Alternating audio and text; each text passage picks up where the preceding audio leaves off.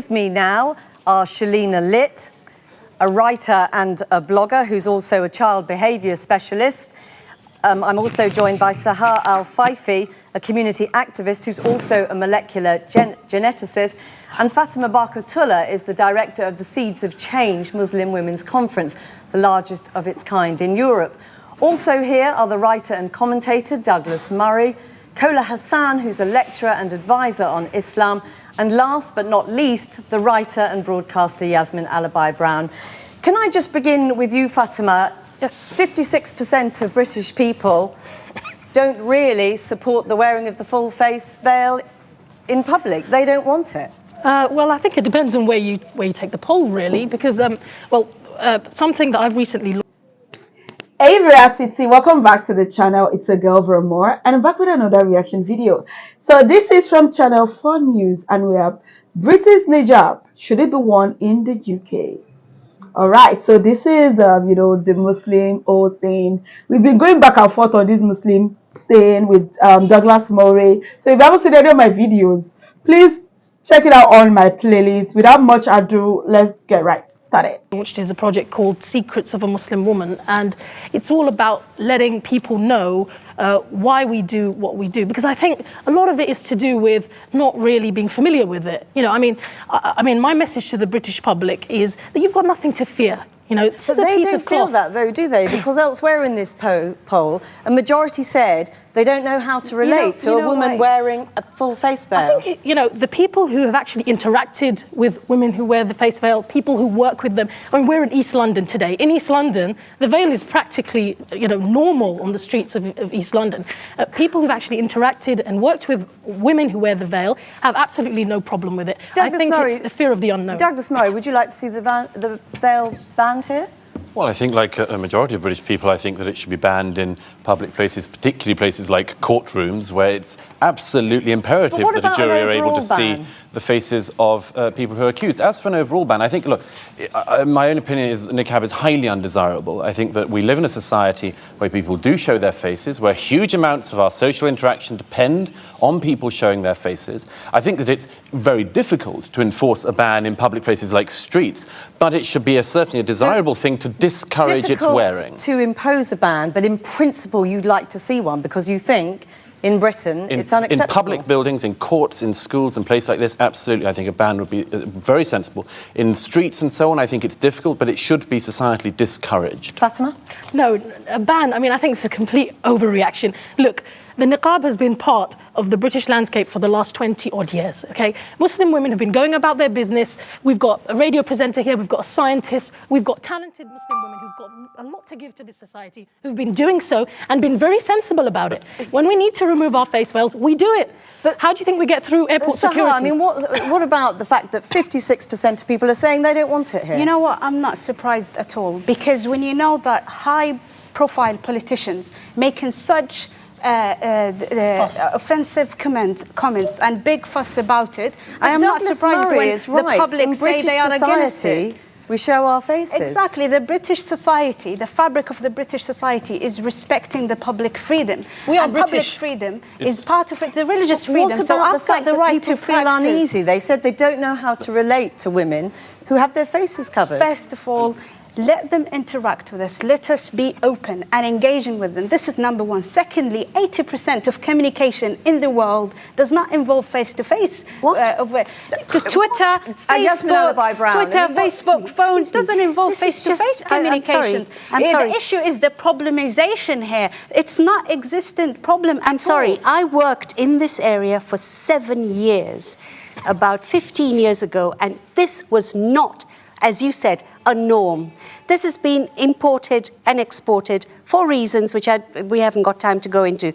We live in a society, and we live in a country which is very, very complicated.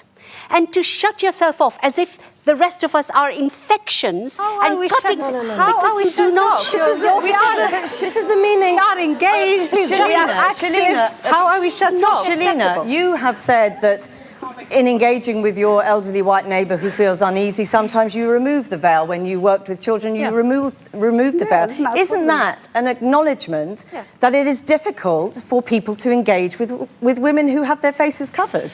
Yeah, I think it is. And I also honour what Douglas Murray has just said. He couldn't actually feel comfortable, and you know, I'm making a presumption here, but you couldn't say, let's do an outright ban. And that's great, because I understand you look at social cohesion.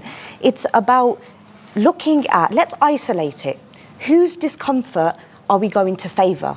Because if I lift my veil, I'm then uncomfortable. And we've favoured someone's discomfort. We live in a society, but I don't believe in the French ban. I don't think you should do that. But why absolutely, not? If you're opposed to it, no, if you I think there is is a very simple way of saying, and a non-racist way of saying, in public institutions, everybody, whoever they are, must show their faces. It's Muslim exceptionalism that is becoming the problem. No, it's not. If we have the same rule for everybody, and at home, on the streets, I don't want people stopped.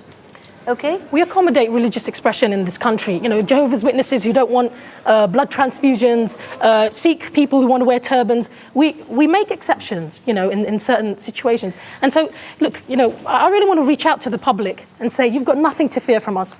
But take We're up British. I was born in this country. I love this country.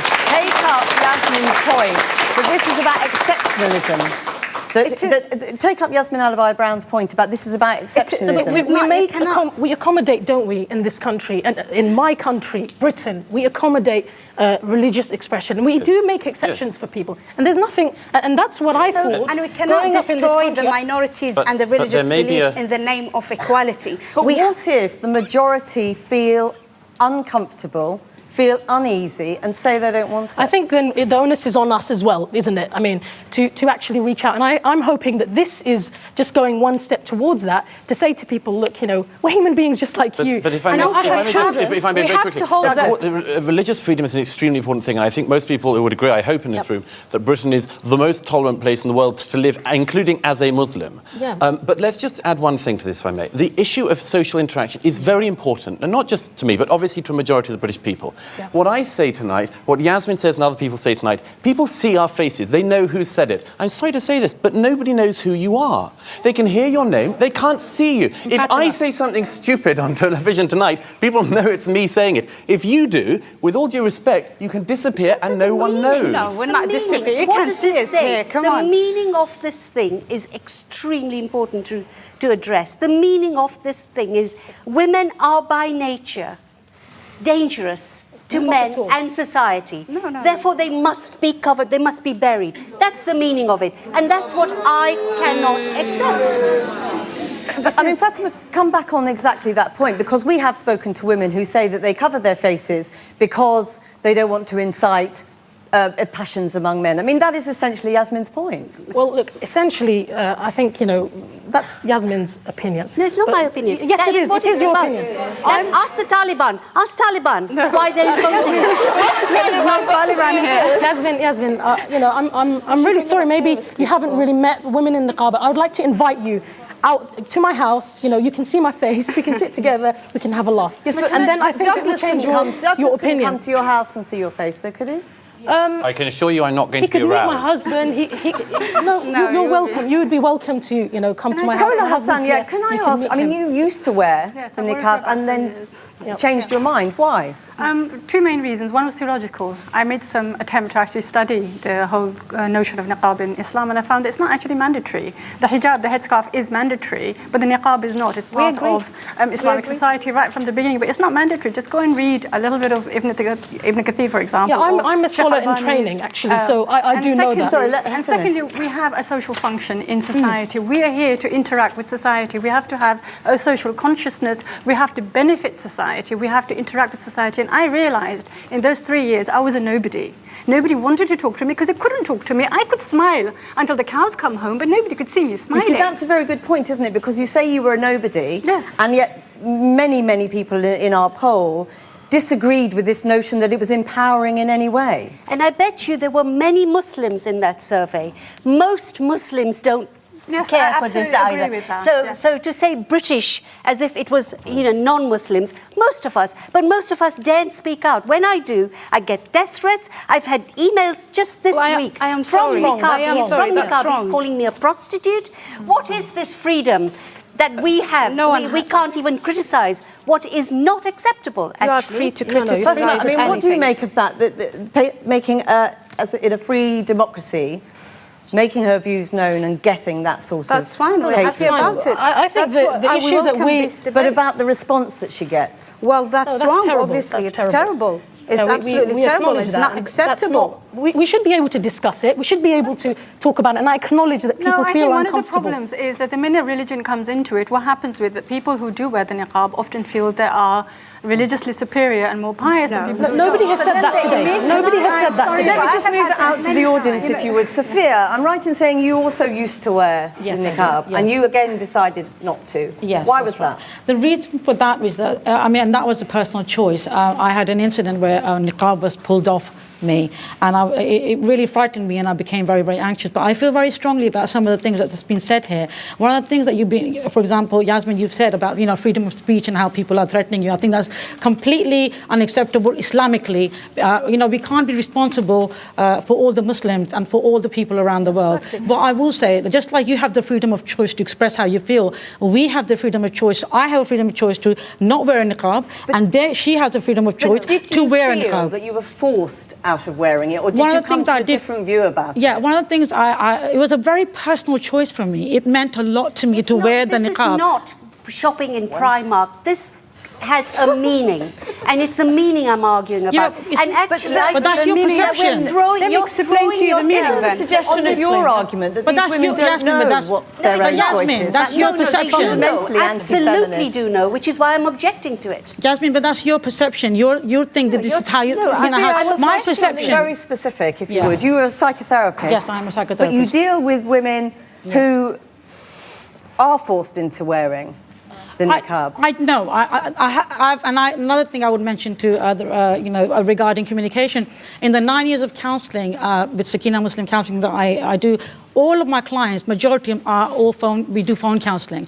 And a lot of good work is done. I don't see their face, they don't see my face. So it's not really about looking at someone and really connecting with that person, because we don't connect with the outer, we connect with the inner. So you think the loneliness that you talked about seeing in these women comes from where? But not a single person, not a single woman has said to me, my husband has forced me to wear a niqab. What the issues they do have as regards to niqab, I am fearful to go out, I'm at home, I'm lonely, I'm depressed.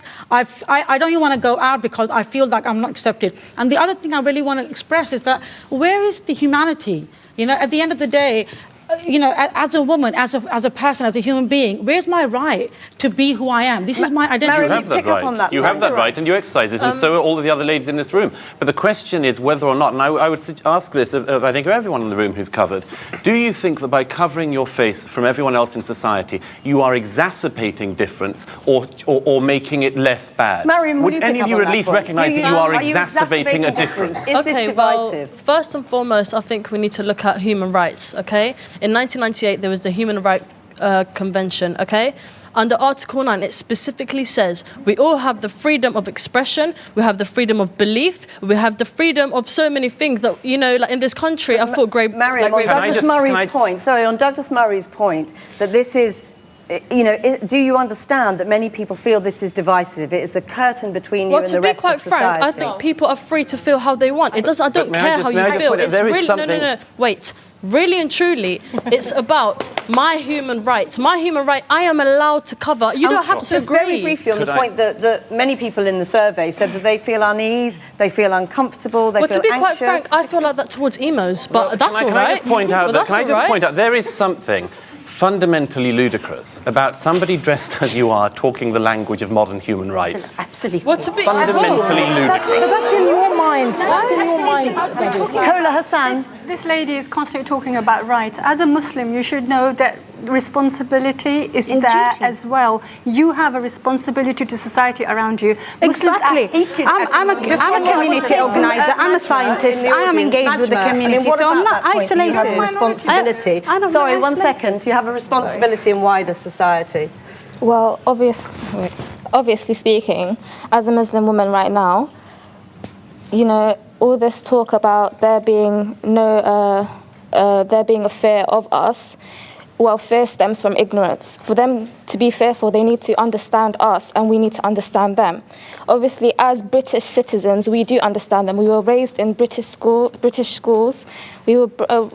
Some of us go to university here, we work here. We understand the British culture, but do you really understand the Islamic culture? Pardon me, that's not the role. You can't possibly understand the British culture because there's been hundreds of years. And my mother's generation, because I too am a Muslim, my mother's generation, they were beaten, bullied and burnt because they wanted to get rid of all of this and be seen as proper equals. You're betraying that history. And this country fought for women's rights. And you've now taken us back to the dark ages. I'm sorry, but... Can I just take it from Shabita? Yes. You are a doctor within the NHS. Too. 1 second, please. You are a doctor within... Excuse me, can we all listen to each other? You're a doctor in the NHS. Yes, I am. And obviously that is one of the very public places where a ban, if it were to be considered, that Well, is first where of it would all, be I would like to say that calling for a ban on niqab in NHS is actually talking about an issue that does not really exist. Because me and my friends, have been contacting a lot of doctors all across the 4 countries of United Kingdom, and none of them have ever come across a doctor who actually observed the face veil within NHS, or even a nurse. Exactly. So, I don't really see that why an issue that does not really exist is actually being addressed. There is no one, or no doctor or a nurse who actually wears the niqab in NHS. Just very, even very myself, on that point, because isn't that an acknowledgement that there is a difficulty for many people that patients would find it uncomfortable? No, it's not actually like that, because I am not given a choice to wear it within NHS. When I know it as a fact that if I wear my face veil and go to a job interview, I will never be taken up for a job. How is it to ask, you all here, how is it that you say it's an absolutely fundamental, you have to wear it, it's a right, it's a necessity upon you, but yet you say you go through an airport and it doesn't matter if you lift it? Is it so negotiable? In France, many of the women who said we cannot go out if we don't wear it have taken it off. Can I just say, Shalina. There is a place where we have the right to exercise our right. And if this was a school or a playground, as far as I'm concerned, the bullies are winning here. There is a majority of people who have the power and resources to put out there an image about the niqab. I teach in schools, and I said to a young bunch of children, I said to them, if somebody came into your school, a boy, and he had nail varnish on, and he had high heels on, and you seen him getting bullied, would you defend his right to be the way he was? Or would you ask him to change the way that he's dressed? Now, this is what I'm saying is, I said that I respected the fact that in context, you said in a courtroom, in the classroom, or in public settings where there are people who have got mixed opinions, that we should have policies and procedures that control these things. But being in Britain, I'm proud to be British. Just very briefly, can I ask you, Sahar, many of the women who came forward to talk to us today are very young. And actually, one of the questions that I think a lot of people ask is, we've looked at Afghanistan and we've heard stories of women who have burnt the face veil and are terrified of the prospect of having to wear it again. Yeah. And they just don't understand how young women in Britain want to wear it here. Very briefly, if you can. Well, I started wearing the niqab at a young age, and the reason is after a research. It's a long spiritual journey. I found out that when I wear the niqab, I'll be closer to God. It's an act of worship, is an act of modesty, and is liberating and dignifying. And since then, I've never changed my mind. And although my parents, my mum, my sister, don't wear it. It's me. It's my personal choice. But yes, and in a free society, the opinions of other people also have to matter. It's not just about you exercising your choice. The way other people feel about that should be of some concern to you. But these feelings are coming from negative prejudices. We have coming from you don't want men's opinions? No. You don't want men's opinions? I'm sorry. We are going to have to end it there. I'm really sorry. As the only man, I'm sorry you don't want to hear men's opinions. Thank you very much for joining us. I'm afraid that is all we've got time for, though many more people wanted to speak. You can see all the reports that we've done this week on Channel 4 News on Britain's niqab on our website. But back to you, John. Jackie, thank you. Britain's niqab. I feel like the niqab should be banned. I totally support Douglas Murray. The hijab should be banned. Why are you guys wearing hijab? If you're in your Muslim country, you definitely can wear the hijab. Because if you are in a Muslim country, they would force you to put on the hijab as a woman. You would not be allowed walking anywhere without covering your hair. You have to be all covered up. Who are we deceiving? Who are we deceiving? We are deceiving ourselves. I love Douglas Moore. He's always so straight to the point. Oh my God, it consumed a lot of our time. I love the way he said, hijab should be banned. It should be banned in the courtroom. It should be banned. You know, it should really be banned because I don't say anything so special. If you are going to mosque to pray, then wear your hijab. But not wearing it everywhere. I didn't even see those women's faces. I don't even know who they are. Just imagine. We are not able to identify you. We don't know who you are. All in the name of only your husband should see your hair. What of the hairstylist that is braiding your hair? Is she not seeing your hair?